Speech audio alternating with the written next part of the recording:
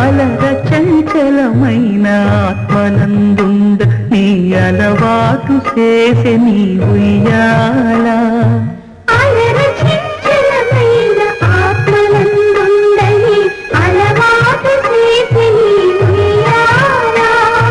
పలుమారు ఉచ్ఛ్వాస పవనమందుండ నీ భావంగు తెలిపే నీ ఉయ్యాల